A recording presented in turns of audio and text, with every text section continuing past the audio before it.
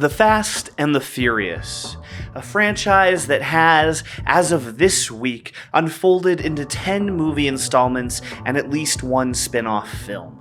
Who knew when that first movie dropped that we would end up with a behemoth franchise featuring some of our generation's biggest action stars, and would establish a kind of trope where the farther in we went into the story of Dominic Toretto's family, the bigger the stunts would become. We've thrown cars at helicopters. We've used cars as rocket ships. The deeper we go, the wilder it gets. I have a lot of feelings about these movies. Like, way too many feelings.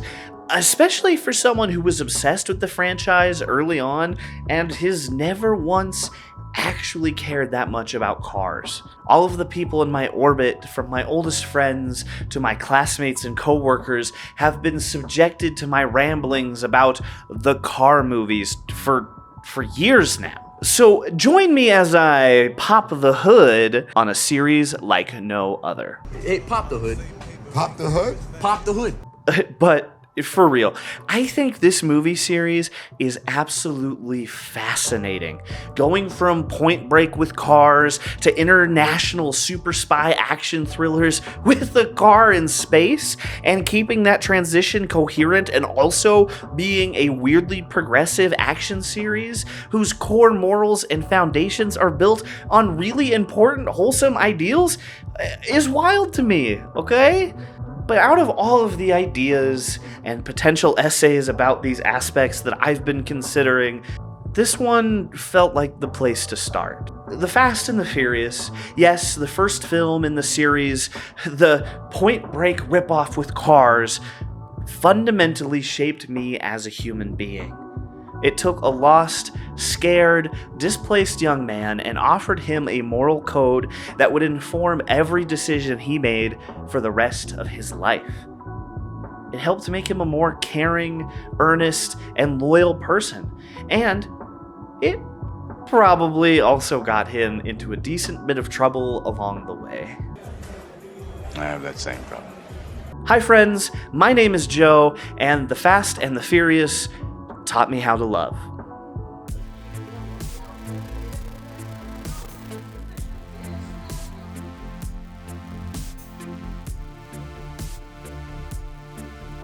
In 1998, an article titled Racer X by Kenneth Lee was published in Vibe about the emerging street racing scene in New York City. That article was the foundation for The Fast and the Furious' screenplay, and on June 22nd, 2001, the film crashed into theaters, becoming an unexpected hit. I didn't see it in the theaters. I hadn't even heard of the movie. I was 11 years old in like 5th grade, attending a weird private school and splitting my home life time between my mom's house, where I was encouraged to be myself and felt comfortable, and the alien-feeling house where my dad lived, with the first of a series of stepmothers. And she had very little interest in who I was as a person. And I had a new stepsister and a brand new baby half-sister. And one night, my stepsister and I were going to be babysat by my stepmother's beleaguered sidekick / best friend. Imagine a Kronk-isma type of thing. A llama? He's supposed to be dead! Yeah, weird. Like any babysitter of the time, she rolled up with snacks and films from our local Blockbuster. She picked out 2 movies, a boy movie for me and a girl movie for my stepsister. I think that was like Bring It On, maybe? We rented that one a lot. I actually liked that movie a lot too. But the one she picked for me was The Fast and the Furious. I hadn't heard of it, I thought cars were stupid, and I didn't want to watch it. But other options are scarce for an 11-year-old, and I gave it a chance, sitting cross-legged in front of our big CRT in the living room. I had no idea what was about to happen to me. So, what exactly is The Fast and the Furious about? Well, it's Point Break, but with street racers and VCRs. Yeah, sure, but what is it about? It's about an undercover cop who gets too close to the people he's investigating and struggles with his newfound love and responsibility to the force, and the desire to become a detective. Yeah, but what is it about? Family. Family. Family. Family. Family. Family. Family. Family. Family. Family. Your family. Family. Family. Family is family. Family. Family. Family. Family. De familia.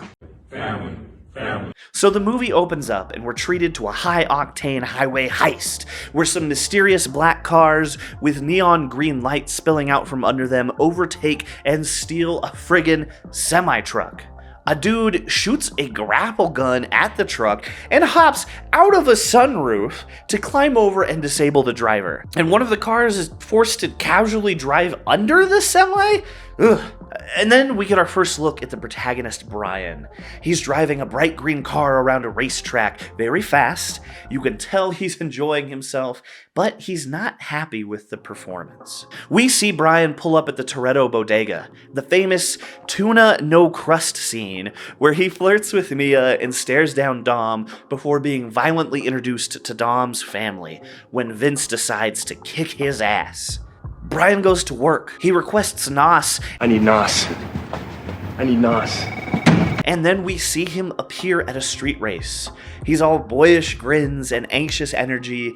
It's like he's already forgetting he's there to be undercover and instead is just having a great time. He races against Dom, putting up his pink slip and loses spectacularly, still with a grin on his face. The cops appear and everyone runs. We see Dom trying to sneak away on foot, but he's spotted by a police cruiser. And then Brian comes to the rescue. He scoops Dom up and the bonding officially begins. They're waylaid by the Tran brothers, with Brian's car ending up being blown up. They walk back to Dom's house, and as Brian starts to leave, we see our first glimpse into how Dom really feels about loyalty. He invites Brian into the house where the gang is partying for a beer. We get the any beer as long as it's a Corona line. You can have any brew you want, as long as it's a Corona. And we see Dom punish Vince by giving his beer to Brian. Dom gives a speech about loyalty and how Brian is the only one who risked his neck for him, and Brian gets a few quality minutes with Mia after Dom takes Letty upstairs. And you definitely need a shower. This whole interaction is the first step into something much bigger for the both of them. Brian is taken into custody by his handlers in the LAPD, and we get some uncomfortable scenes of him interacting with his law enforcement colleagues, being pressured to figure out who is committing the semi-truck robberies. Brian is visibly uncomfortable in this environment. He wants to become a detective and to earn their respect, but these are just not his people. And these guys do not have a high opinion of Toretto. Brian tells them he needs another car. Brian shows up at Dom's garage with a busted-ass race car, all smiles and pride. He owed Dom a 10-second car, after all. Toretto smiles. Brian's loyalty might go farther than just bailing him out that one time. He informs Brian that when he's not working at the car parts store, he is working for Dom at this garage. He's got to make some money off him somehow. Mia ominously states, "He owns you now," and Brian doesn't really look sad about that. We get a family barbecue scene. Brian and Jesse have been helping Mia in the kitchen. They say prayers together and have a big old family meal. Afterwards, Brian insists on helping Mia with the dishes. Vince hates that, and after a confrontation, that gets Brian a date with Mia. Brian sneaks into Hector's garage to look for the stolen merchandise, and as he leaves, he's hit in the head with a shotgun. Vince has come for him. He's dragged into the dark, where he's confronted by a very angry Dom. Has Brian betrayed his trust? He's the fierce gang leader here, but you can see the real pain in his eyes. Brian could be screwed. He looks sad and panicked for a second, but he comes up with a cover story about doing reconnaissance, so he doesn't ever let Dom down again. There's some truth buried under that lie. After all, we're starting to see that Brian desperately wants the criminals to be anyone but Dom and the family. They sneak into the Tran garage together and watch them torture a man. and Brian spies some DVD players and VCRs. We're treated to another uncomfortable scene with the LAPD and FBI goons. They're certain Dom and his crew were behind it, but Brian informs them of the stuff he saw in the garage and insists that it can't be Dom. These men seem like they alternate between babying Brian and harassing him. This is an unhealthy workplace and unhealthy family unit. The FBI agent keeps trying to make Brian smoke again, even though he quit, to try to placate the tumultuous feelings we see on Brian's face. Sergeant Tanner tells Brian that Dominic is violent and reckless, trying to put seeds of doubt in Brian's mind about the man that could be his new family. We get a touching scene between Dom and Brian in the garage. The crew is working on the car, and Dom gives Brian a form of permission to go on a date with Mia. If you break her heart, I break your neck. Which is not a no. Then they go together to the house, where we get to see Dom's iconic muscle car and hear the story of him almost killing a man. It was all because the man had caused the accident that had killed the Toretto's father. We see real pain at the memory in Dom's eyes, and we get a lot of tortured, beautiful gazes from Brian. Brian clearly understands and empathizes with Dom's actions. The date between Brian and Mia happens. She tells them all about how the gang came to be, how Dominic is like gravity and he pulls everyone in. Brian tells her it's all Mia pulling him in, but she's not so sure. They sleep together in the garage while we see scenes of Dom and his crew pull off another heist. We get a scene where Brian helps the LAPD raid the Tran household. We get some intense shots of his face as he starts to realize he might be wrong about his hunch. Another scene at the LAPD safe house. Brian's work family is tearing into him. The FBI is mad. Sarge is mad. The raid was a bust. Brian storms out, followed by his sergeant, who attempts to take a fatherly approach. He tells him it's always been Toretto and accuses Brian of falling for the sister. Brian's angry retort seems a bit much because it's not just Mia, is it? He's desperate for it to not be Dominic, the man who has shown him so much kindness so far. The car is finally finished. Brian and Dominic take it out for a test drive together, with Brian at the wheel and Dom looking like a nervous dad taking his son out for his first drive post-driver's ed. They race a douchebag in a Ferrari, with Brian pulling out all the stops to impress his co-pilot. Dom alternates between looking terrified and proud as Brian weaves in and out of traffic. They end up at a restaurant together. Brian is profoundly unhappy, and Dom can tell. But there's no way for him to know the true cause, that Brian knows he's going to have to betray his friend. Brian pushes Dom to admit that he's got an alternate source of income, and Dom tells him that he's entered him into race wars. And if Brian impresses him there, he'll tell him more. We go to race wars, there's drama, and eventually Brian overhears Mia and the crew pleading with Dom to not do another job without Jesse, who has just disappeared after a bad race with Tran, where he lost his dad's car racing for pink slips like Brian did. Brian makes up his mind and confronts Mia. He tells her he's a cop and wants to save Dom by stopping him. And honestly, I think that's his real goal here. If he can catch up to Dom and stop him for doing this heist, it might not be too late. Maybe everything could just go away. It doesn't. We're treated to one of the most harrowing chase scenes I've ever seen in a film. Vince has gotten trapped on a semi-truck, and the trucker is blasting at everyone with his shotgun. Letty is taken out of the chase, crashing. Leon has to go save her. Eventually, even Dom's car is taken out, with Vince hanging off of a cable on the semi, shot and bleeding from a gunshot wound and the cut on his arm. Dom sees Brian and Mia speed by, and Brian and Mia work together to save Vince. Brian is determined to save this man at all costs, who has been out to get Brian this whole time because of Brian's budding relationship with Mia. Not because he really cares all that much about Vince, but because saving Vince might be his ticket into Dom's good graces when all of the shit hits the fan and it's the right thing to do. They get Vince and drag him onto the side of the road. Vince is going to die if he doesn't get help immediately. Brian looks at Dom as he calls for a medical helicopter, outing himself as a cop. The look of utter fury and betrayal on Dom's face is heartbreaking. We realize he had really, truly started to consider Brian a part of their family unit. Leon and Letty pull up. Dom runs to them. Mia is torn, but eventually she chooses to run with her family. Brian pulls up to Dom's house. Dom is in the driveway with the charger and a shotgun. He has to save Jesse. Dominic is all Jesse has left in the world. Leon and Letty have fled already, and the Tran brothers are going to be hunting for Jesse. Brian offers to help, but Jesse shows up and then is promptly blown away in a drive-by shooting. Which, I cry every time I see this scene. God damn. Brian and Dom are both pure rage then. Brian races after the shooters with Dom in pursuit.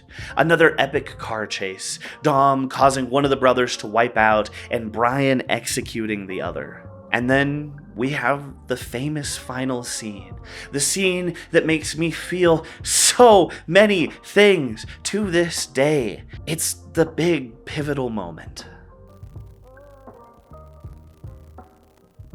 So there I am, 11 years old, sitting in front of that giant CRT, and I'm floored. Brian, Dom, Jesse, Letty, Leon, and even old Vince had just opened up a whole new worldview for me. And honestly, it would take years for me to realize just what a dramatic impact this film had really had on me. I was having a hell of a time adjusting to my dad's new household. I very much felt like the odd person out in that new family structure. I was dealing with an aggressive, mentally abusive stepmother, a new stepsister, a brand new baby sister, and puberty all at the same time. I didn't feel like I belonged in that house at all, and I counted down the days until I could escape back to my mom's. I was also still going to an awful private school, a seriously awful place. At one point, there was a documentary being filmed about how fucked up that place was, and I didn't feel like I belonged in my social group there. I was the weird, sensitive outsider in a group of young men who were bogged down by insecurity wrapped in hypermasculinity. Lots of sports, slurs, and objectification, and I was always on the edge, trying my best to fit in there, and feeling always on the outside. I think sometimes when you're that age and trying to make yourself more of an adult than you really are, you get sucked into the environment and don't realize your parents will bail you out. I don't think my parents had any idea about how bad the school was and would have stepped in if I had told them what it was like. I think that's behavior that, if you're not careful, can follow you into adulthood. It's easy to feel like you're stuck in a situation when you've never practiced asking for help. I didn't realize it at the time, but that feeling of being forced into behavior to fit in is what drew me into Brian's story. At the beginning of the film, Brian is part of a gang, the LAPD, that doesn't love him for who he is, but he wants to fit in and make detective, even willing to go undercover for the FBI. He seems like a kind, eager to please guy who really likes cars and driving fast, but they want him to be like them, to conform to their standards. The other LAPD officers treat him like shit. The FBI guy and his right-hand douchebag try to threaten and demean him at every turn. Like Brian, I really did want to fit in. I was aggressive. I used all the same slurs. I tried to like the same activities as everyone else, but I couldn't quite pull it off. Like Brian, I was stuck hating what I was doing to fit in and hating that I wasn't like the people around me. So he goes undercover, and Brian finds himself being welcomed into a new family. After Brian saves Dom from the cops, which, sure, at the time is a tactic to try to get further undercover for the case, Toretto instantly sees what he perceives to be a loyal, talented person and reaches out to him. He can tell that Brian is aching for a place to actually belong, for people to truly make a family unit out of. He takes Brian and he basically adopts him the same way that he adopted Vince, Leon, and Jesse. He gives him a job. He gives him a purpose and a support network. He gives him a family. And boy, does Brian feel conflicted. Sure, you could look at this film as one of those faded romances where a man and a woman from different tracks of life fall in love and the man will do anything to preserve that. And since it's a Hollywood film, there is definitely that element in the movie. But I think there's more than one kind of love at play here. Culturally, we tend to frame that romantic love in more serious, deeper terms than we would any kind of platonic relationship. But I think Brian's budding love for Dominic is actually one of the strongest forces in the movie. Dominic has shown Brian the love he was missing, acceptance that he's never felt before, and Brian has so much respect for this man that he's desperate for him to not end up being the cause of the robberies. He wants to preserve this. So yeah, Brian finds himself loving Dom too. You can see it in the way he looks at him, the clear admiration to the way Dom carries himself, the way Dom's code impacts everyone around him. Brian has found someone who could be a true brother and is being tortured by the knowledge that he's worked his way into this family under an umbrella of deceit. This movie was one of the first times I'd ever seen the potential of what a healthy, loving relationship between male friends could really be. I was part of a culture that frowned on kind, loving, platonic relationships between men, but I was able to see on the screen a mostly male-dominated group that really, truly loved each other. And that takes us to the final scene of the movie. Brian has worked with Dom to avenge Jesse. One of the trans siblings is down, and Brian has executed the other. Dom is racing away, and they catch up to each other at a red light. The tension is palpable here. It's so wild. Brian clearly doesn't know what he's going to do, and they share a tender moment where Dom tells him about how he used to drag back here when he was young. On green, I'm going for it. Brian takes the challenge. Racing is likely the only thing he's really sure about at this point in the film. They have those 10 seconds or less of freedom. They turn, and they smile at each other. And then Dom hits a semi and goes through a harrowing crash featuring several impressive rolls. The audience has been rooting for him to escape Brian this whole time. Shit, Brian has been rooting for him to escape Brian this whole time. But we know, now that it's over, Dom is either dead or injured enough that Brian is going to be able to finally arrest him and bring him in. Brian runs to the man that could be his brother and helps him out of the beautiful, totaled car. They stand there, sirens approaching. Dom said he'd never be able to go back to prison, but we see him give up in his eyes. He knows that whatever is going to happen is in Brian's hands now. As a kid, I was certain that Brian was going to put Dom in cuffs. I was so bummed out, but as someone who had been trying to live his life by the rules he saw at school, I saw that as the only option. There's a beat that feels like forever as the two men stare into each other's eyes. And then Brian does it. The thing that would change young Joe's outlook on what was possible in life forever. He reaches into his pocket and he hands Dom the keys. Dom even gives him an out, and Brian tells him he owes him a 10-second car. There's another beat between them, and then Brian walks away towards the sirens. You can see the look of determination on his face. He's probably going to lose his job, maybe even go to jail, but you can see that he knows he did the right thing. It wasn't the correct thing, maybe, but it was what his heart told him was right. He found a family finally, and no matter what, he decided to do the right thing by them. At this point, we didn't know if there would ever be any sequels or anything like that. All we had to go on about what would happen to Brian was his face as he walks away. And we can tell, no matter what, he'll be okay in his mind because he did what he believed was right. And I mean, thank God we got the sequels and got to see him rejoin Dom in the family eventually. This movie was the first time I really started learning the concept of the found family trope. Estefania Velez wrote about it in a post for the New York Public Library, in a post on their site on December 9th, 2020. The found family, or family of choice trope, refers to a device in literature and media where a group of characters find themselves united in a family bond based on shared experiences, mutual understanding, and interpersonal connection. These arrangements often bring familial love they may have otherwise missed into their lives.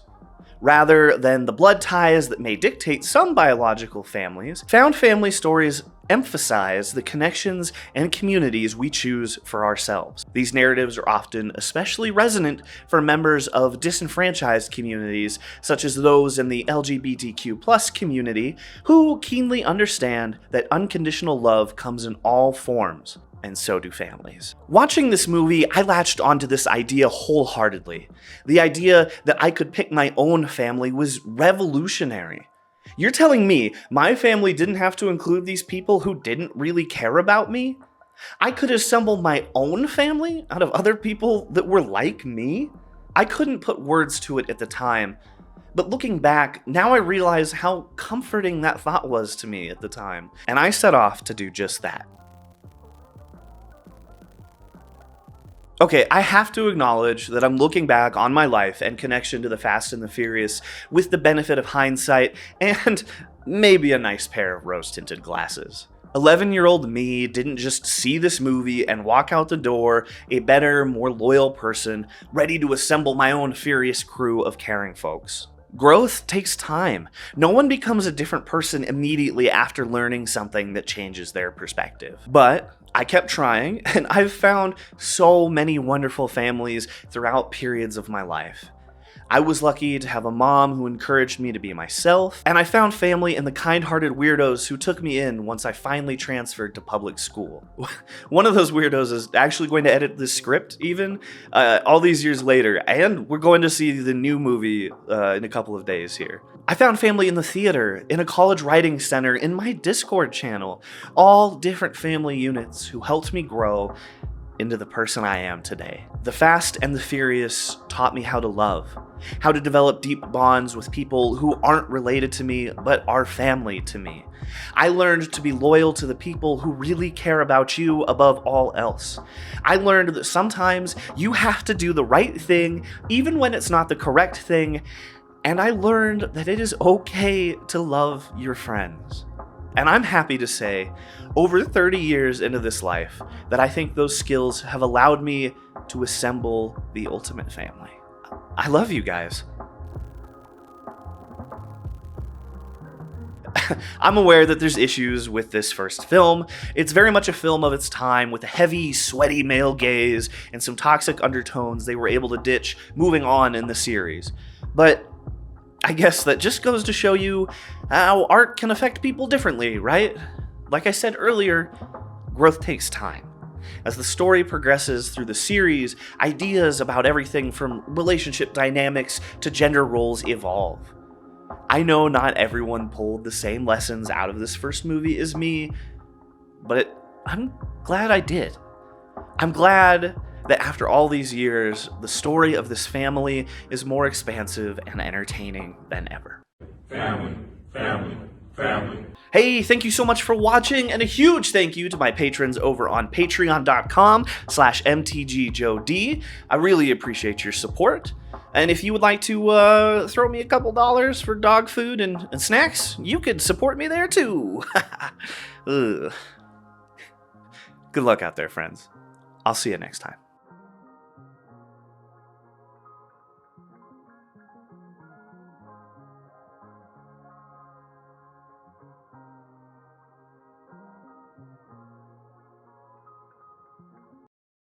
You know what DK stands for? Donkey Kong? Drift King. Drift.